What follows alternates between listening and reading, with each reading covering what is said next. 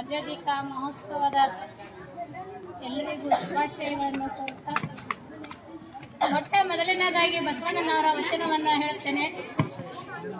ನುಡಿದರೆ ಮುತ್ತಿನ ಹಾರದಂತಿರಬೇಕು, ನುಡಿದರೆ ಸ್ಫಟಿಕದ ಸಲಾಕೆಯಂತಿರಬೇಕು, ನುಡಿದರೆ ಮಾಣಿಕ್ಯದ ದೀಪ್ತಿಯಂತಿರಬೇಕು, ನುಡಿದರೆ ಲಿಂಗ ಮೆಚ್ಚಿ ಹೌದೌದು ಎನ್ನುವಂತಿರಬೇಕು.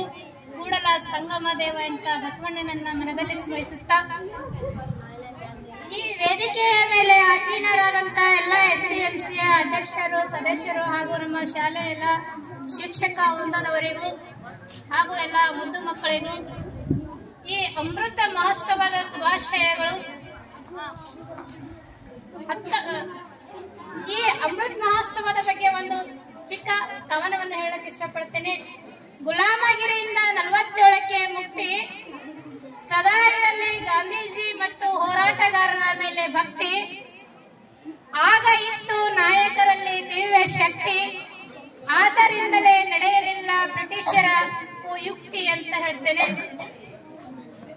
ನಿಮಗೆ ಗೊತ್ತಿರುತ್ತು, ಬ್ರಿಟಿಷರು ಹಲವಾರು ವರ್ಷಗಳಿಂದ ನಮ್ಮ ದೇಶಕ್ಕೆ ಕೊಳ್ಳೆ ಹೊಡೆದು ಸಂಪತ್ತನ್ನು ದೋಚಿಕೊಂಡು ಹೋಗಿದ್ರಂತ. ಆದ್ರೆ ನಾನು ಹೇಳ್ತಾ ಇದ್ದೀನಿ, ಆಗಿನಕ್ಕಿಂತಲೂ ಈಗ ಜಾಸ್ತಿ ಸಂಪತ್ತು ಕೊಳ್ಳೆ ಹೋಗ್ತಾ ಇದೆ ಅಂತ. ಏನಂತಂದ್ರ ನಾವು ಬಳಸುವಂತ ದಿನನಿತ್ಯದ ಹಲವಾರು ವಸ್ತುಗಳು ಬೇರೆ ದೇಶದವರ ಕಂಪನಿಗಳಿಂದ ತಯಾರಾದಂತ ವಸ್ತುಗಳನ್ನ ಬಳಸ್ತಾ ಇದ್ದೀವಿ. ನಮ್ಮ ಆದಾಯದ ಸುಮಾರು 50% ಹೆಚ್ಚು ನಾವು ವಿದೇಶಗಳಿಗೆ ಪಾಲು ಮಾಡ್ತಾ ಇದ್ದೀವಿ. ಈ ರೀತಿ ಆದ್ರೆ ಭಾರತ ದೇಶವು ಅಭಿವೃದ್ಧಿ ಹೊಂದುತ್ತಾನೆ ಇರ್ತದ. ಅದಕ್ಕ ಮೇಕ್ ಇನ್ ಇಂಡಿಯಾ ಅಂತ ಹೇಳಕ್ ಇಷ್ಟಪಡ್ತೀನಿ.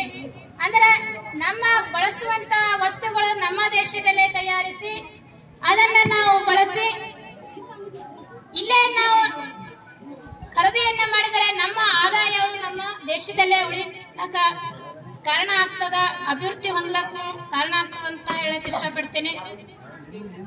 ಇನ್ನೊಂದೇನಂತಂದ್ರ ಇದು ಸ್ವಾತಂತ್ರ್ಯದ ಆಜಾದಿ ಕಾ ಮಹೋತ್ಸವದ ಸಂಭ್ರಮ ಸಂತೋಷ ಅಂತ ಹೇಳ್ತಾ ಇದ್ದೀವಿ. ನನಗೆ ಇನ್ನೊಂದೇನ್ ಅನಿಸ್ತಾ ಇದೆ ಅಂದ್ರೆ ಈ ಶಾಲೆಯ ವೇದಿಕೆ ನನಗೆ ಮತ್ತೊಮ್ಮೆ ಸಿಗ್ತಾ ಇದೆ ಅಂತ. ಇದು ನನ್ನ ಪಾಲಿಗೆ ಸುವರ್ಣ ಅವಕಾಶವಾಗಿದೆ. ನಾನು ಇಲ್ಲಿ ಯಾಕಂದ್ರೆ ನಾನು ಅನ್ಕೊಂಡಿದ್ದಿಲ್ಲ ಇಲ್ಲಿ ಬಂದು ಭಾಷಣ ಮಾಡ್ತೀನಿ ಅಂತ. ಒಂದು ಮಾತಾಡಕ್ ಇಷ್ಟಪಡ್ತೀನಿ. ಶಿಕ್ಷಕರಂದ್ರ ಪ್ರೀತಿ ಗೌರವ ಇರ್ಬೇಕನ್ನೋದಕ್ಕ ಒಂದು ಸಣ್ಣದಾದ ಉದಾಹರಣೆ. ಯಾಕಂತಂದ್ರ ನಮ್ಮನ್ನ ಪಡೆದಂತ ಹಡದ ತಂದೆ ತಾಯಿಗಳು ಕೂಡ ನಮ್ಮನ್ನ ಹಣೆ ಬರಹ ಬರೆಯಲಕ್ ಸಾಧ್ಯ ಇಲ್ಲ ಅನ್ನುವಂತ ಮಾತನ್ನ ಕೇಳಿರ್ತೀವಿ. ಆದ್ರೆ ನಮ್ಮ ಹಣೆ ಬರಹವನ್ನ ಬ್ರಹ್ಮನ ಹಾಗೆ ತಿದ್ದುವಂತ ಶಕ್ತಿ ಶಿಕ್ಷಕನಿಗಿದೆ. ಏನಂತಂದ್ರೆ ಒಂದು ಸಣ್ಣ ಕಥೆ ಮೂಲಕ ಹೇಳಕ್ ಇಷ್ಟಪಡ್ತೀನಿ. ಶಾಲೆಯಲ್ಲಿ ಒಂದು ದೊಡ್ಡ ಆದಂತ ತಿಮ್ಮ ಎನ್ನುವಂತ ವಿದ್ಯಾರ್ಥಿ ಇದ್ದ. ಆತನಿಗೆ ಏನೂ ಓದಲಕ್ಕ ಬರ್ತಾ ಇರ್ಲಿಲ್ಲ, ಬರೀಲಾಕ ಬರ್ತಾ ಇರ್ಲಿಲ್ಲ. ಎಲ್ಲಾ ಶಿಕ್ಷಕರು ಅವನ ಕಡೆ ಗಮನ ಕೊಡ್ತಾ ಇದ್ರು, ಓದೋ ಓದೋ ಬರೀ ಏನಾದ್ರೂ ಕಲಿ ಅಂತ. ಹಾಗೆ ಒಂದು ಕೆಲವೊಂದು ವರ್ಷಗಳಾದ ನಂತರ ಶಿಕ್ಷಕ ಒಂದೂರಿನಿಂದ ಇನ್ನೊಂದೂರಿಗೆ ಹೋಗಿದ್ದಾಗ ಆ ವಿದ್ಯಾರ್ಥಿ ಪೊಲೀಸ್ ಆಗಿದ್ದು. ಆ ವಿದ್ಯಾರ್ಥಿ ಪೊಲೀಸ್ ಆಗಿದ್ದು ಶಿಕ್ಷಕನಿಗೆ ಗೊತ್ತಾಗ್ಲಿಲ್ಲ. ಆದ್ರೆ ವಿದ್ಯಾರ್ಥಿ ಮಾತ್ರ ಶಿಕ್ಷಕನನ್ನ ಗುರುತಿಸಿ ಆತ ನೇರವಾಗಿ ನಮಗೆ ಸರ್ ನಮಸ್ಕಾರ ರೀ, ಆರಾಮೇನ್ರಿ, ಏನು ವಿಚಾರ ಮಾಡ್ಲಿಲ್ಲ. ಏನ್ ಮಾಡ್ದಂದ್ರೆ ತನ್ನ ಪೊಲೀಸನ ಒಂದು ಜೀಬಿನಲ್ಲೇ ಕೂರ್ಸ್ಕೊಂಡು ಹೋಗ್ತಾನ ಶಿಕ್ಷಕನಿಗೆ. ಆ ಶಿಕ್ಷಕನಿಗೆ ಪೊಲೀಸ್ ಅಂದ್ರ ಅಂಜಿಕೆ, ಜೀಪ್ ಅಂದ್ರ ಅಂಜಿಕೆ, ಜೈಲ್ ಅಂದ್ರ ಅಂಜಿಕೆ. ಆಗಿನ ಕಾಲದ ವ್ಯವಸ್ಥೆನೇ ಆಗಿತ್ತು. ಆದ್ರೆ ಇವಾಗ ನಾವು ಪೊಲೀಸರು ಜೀಬು ಜೈಲ್ ಅಂದ್ರೆ ಕಾಮನ್ ಆಗಿ ಹೋಗಿದ್ವಿ. ಆ ಜೀವಿನಲ್ಲಿ ಹೋದಾಗ ಅವನಿಗೆ ಅಂಜಿಕೆ ಆಗ್ತದ. ಶಿಕ್ಷಕನಿಗೆ ಏನೋ ನಾನು ತಪ್ಪು ಮಾಡಿದ್ದೀನಿ, ಸಾರಿ ಪೊಲೀಸ್ ಸಾಹೇಬ್ರೆ ನನ್ನ ಕ್ಷಮಿಸಿ ಅಂತ ಕೇಳ್ತಾ ಇದ್ದಾನ. ಆದ್ರ ಆ ಪೊಲೀಸ್ ಏನೂ ಮಾತಾಡ್ಲಿಲ್ಲ. ನೇರವಾಗಿ ತನ್ನ ಮನೆಗೆ ಕರ್ಕೊಂಡು ಹೋಗ್ತಾನ. ಅರಮನೆ ಅಂತ ಅರಮನೆ ಆಗಿತ್ತದು. ಅಲ್ಲಿ ಹೋಗಿ ಕೂಡ ಶಿಕ್ಷಕ ಗಾಬರಿ ಆಗ್ತಾನ. ಏನ್ ಮಾಡ್ತಾನ ಈ ಪೊಲೀಸ್ ಅಪ್ಪನನ್ನ, ಹೊಡೆಯುತ್ತಾನೋ ಸಾಯಿಸ್ತಾನೋ ಏನ್ ಮಾಡ್ತಾನಂತ ಅನ್ಸ್ತಾ ಇದ್ದಾನ. ಒಳ ಕರ್ಕೊಂಡು ಹೋಗಿ ತನ್ನ ಹೆಂಡತಿ ಮಕ್ಕಳನ್ನ ಕೂಡ ಪೊಲೀಸ್ ಕರೀತಾನ. ಕರೆದ ತಕ್ಷಣ ಶಿಕ್ಷಕನಿಗೆ ಮತ್ತಷ್ಟು ಅಂಜಿಕೆ ಆಗ್ತದ. ಈ ಪೊಲೀಸ್ ನನ್ನನ್ನ ಬಿಡಂಗಿಲ್ಲಪ್ಪ, ಇವತ್ತ ಹೊಡಿತಾನೆ, ಎಲ್ಲರನ್ನ ಕರಿತಾ ಇದ್ದಾನಂತ ಅನ್ಸ್ತಾ ಇದ್ದಾನ. ಸೈಲೆಂಟ್. ಕರೆದ ತಕ್ಷಣ ಎಲ್ಲರೂ ಆ ಶಿಕ್ಷಕನನ್ನ ಸಾಷ್ಟಾಂಗ ನಮಸ್ಕಾರಗಳನ್ನ ಬಿಡ್ತಾನೆ. ಆಮೇಲೆ ಎದ್ದು ಕ್ಷಮಿಸಿ ಅಂತ ಅಂತ ಕೇಳ್ತಾನ, ಸರ್ ನಾನು ನಿನ್ನ ವಿದ್ಯಾರ್ಥಿ ಪೊಲೀಸ್ ಆಗಿದ್ದೀನಿ ಅಂತ ಖುಷಿಲಿಂತ ಹೇಳ್ತಾನ. ಅವಾಗ ಸಂತೋಷದ ಒಂದು ಕಣ್ಣೀರಿನ ಹನಿಯಲ್ಲಿ ಹರಿಸ್ತಾರ. ಅಂದ್ರೆ ಅಲ್ಲಿ ಹೇಳೋ ಉದ್ದೇಶ ಏನಂತಂದ್ರ ಶಿಕ್ಷಕರ ಬಗ್ಗೆ ಸ್ವಲ್ಪ ಗೌರವ ಇರಬೇಕು. ಯಾಕಂದ್ರೆ ಅಲ್ಲಿ ನಮ್ಮ ಹಣೆ ಬರವನ್ನ ಅವರು ಬದಲಾಯಿಸ್ತಾರೆ. ನಾವ್ ಇನ್ನೊಂದು ಹೇಳ್ತಾ ಇದೀವಿ ಏನಂತಂದ್ರ, ಒಂದು ಕಲ್ಲನ್ನ ನಾವು ಶಿಕ್ಷಕನ ಕೈಯಲ್ಲಿ ಕೊಟ್ರ ಅದನ್ನ ಮೂರ್ತಿಯನ್ನಾಗಿಸುವ ಶಕ್ತಿ ಶಿಕ್ಷಕನಿಗಿದೆ.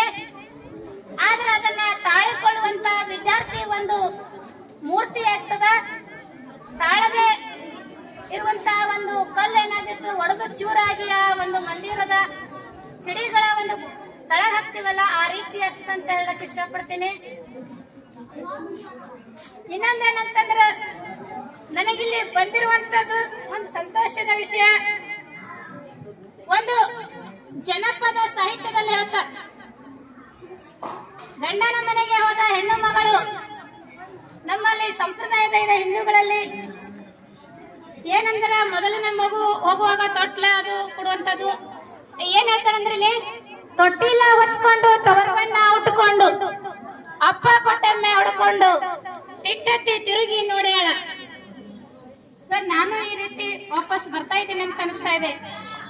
ತಿಟ್ಟತ್ತಿ ತಿರುಗಿ ಅಂದ್ರೆ ನಾನು ಕೂಡ ಪದೇ ಪದೇ ಈ ಶಾಲೆಗೆ ಬರ್ತಾ ಇದ್ದೀನಿ. ಅದಕ್ಕೆ ಈ ಒಂದು ಜನಪದ ಸಾಹಿತ್ಯ ನೆನಪಾಯ್ತು.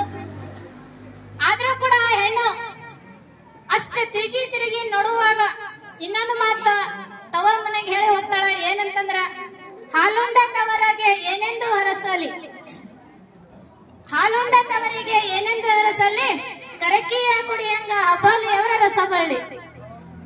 ಇಲ್ಲಿ ಕೂಡ ನಾನು ಇದನ್ನು ಕೂಡ ಬಯಸ್ತಾ ಇದ್ದೇನೆ. ಯಾಕಂದ್ರ ಈ ಶಾಲೆ ನಾನು ಬಿಟ್ಟು ಹೋಗಿರ್ಬೋದು, ಆದ್ರ ಈ ಶಾಲೆಯ ಸಮೃದ್ಧಿ ನನಗೂ ಕೂಡ ಸಂತೋಷವನ್ನು ತರ್ತಾ ಇದೆ ಅಂತ ಹೇಳಿ ನನ್ನ ಎರಡು ಮಾತನಾಡಲಿಕ್ಕೆ ಅವಕಾಶ ಮಾಡಿಕೊಟ್ಟಂತಹ ತಮ್ಮೆಲ್ಲರಿಗೂ ಮತ್ತೊಮ್ಮೆ ಹೃತ್ಪೂರ್ವಕ ವಂದನೆಗಳನ್ನು ತಿಳಿಸ್ತೇನೆ. ಜೈ ಹಿಂದ್, ಜೈ ಕರ್ನಾಟಕ.